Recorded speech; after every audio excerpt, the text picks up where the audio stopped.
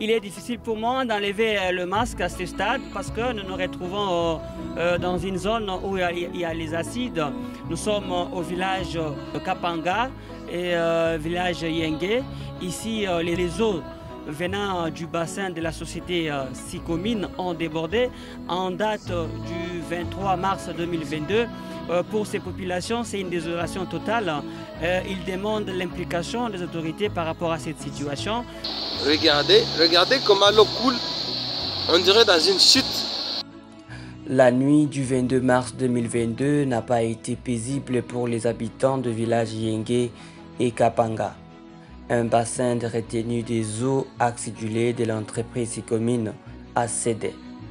L'incident a laissé de traces dans l'environnement dont se souviendront encore plus longtemps les habitants de Yenge et Kapanga. À l'Obinde, depuis Salim Suisse, ça fait 3 jours et 4 jours. On a vu qu'on a reçu cantine, on a un maïs au sol. On a l'Obinde, l'alité, mon cousin, mon santé dans l'autre. Tinando mon zot mange baby, kapona mayo. Abo ma ko mele mon to al banda ko yabo. Yo sala yo nini nzoto. Yo sala mo kusa mo ete. Asi des ans kata mai. Yo sala mo kusa na l'alité pardon l'octama. Sur leur passage, les eaux ont dévasté de champs et étangs piscicoles. Banatola bishia bintu biote mai rifunguka kusokomini. Inaingia mumukini. Mumukini ringia paka kungambo ya nyumba yangu.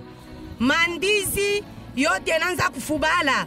Na hiki kijiba ndio kinatusaidiaka kiku na nsamanki. Na nsamanki yote atuone tunaona yote nakufwa.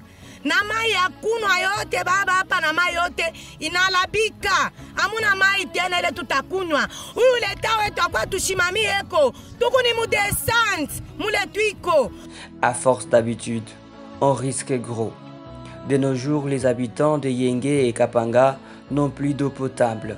Sicomine a pollué l'environnement. Il faut faire 5 km ou 3 pour certains pour trouver de l'eau. S'il faudrait vraiment arrêter la production, que la société arrête la production, tant mieux. Mais s'ils trouvent qu'il y a possibilité de produire, mais tout en évitant la pollution de l'environnement, c'est encore mieux. Donc, si ils peuvent, donc les autorités peuvent vraiment s'impliquer dans cette situation-là, ça serait très important et non pas donc que ces messages ne tombent pas dans les oreilles d'un sourd. Je l'espère bien.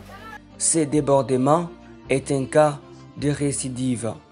En 2016, un bassin de retenue des eaux acidulées de Sicomine avait cédé. Rien n'avait été fait pour indemniser les victimes. Sicomine, il fait à pire. 2016, kulikuwa tena dégâts ya acide tena ya bassin. Tunabulana vraiment tulipitaka ilikuwa filmé télévisé partout. Et rien, haikufanyika hata kitu kimoja binapita saa mai. Mais sasa mubwingi ya zowezo un jour tutaretrouva katuko madega moya ni Mungu na yeye alishindia kama hapana kama tukuna madega moya ya batoto ba mama ma famille kama ni deuil national tuko nayo. Sur certaines vidéos amateurs, une famille essaie d'évacuer les eaux acidulées avec les moyens du bord. Les eaux ont envahi toute la maison. Pendant ce temps, une autre montre Sicomine en train de déployer les efforts pour contenir les débordements. Contacté à ce sujet, Sicomine s'est réservé de tout commentaire pour l'instant. C'est que la Sicomine ne reconnaît pas sa part des responsabilités dans cette affaire. Les services de l'État étaient ici le vendredi 25 avril et donc 25 mars, soit 2 jours après, pour faire le constat. Jusque-là, le dossier il est au parquet. Mesdames et messieurs, c'est depuis le village Kapanga et Yenge, Mika Antenga pour le compte de Reporters sans frontières et Nyota Radio et Télévision.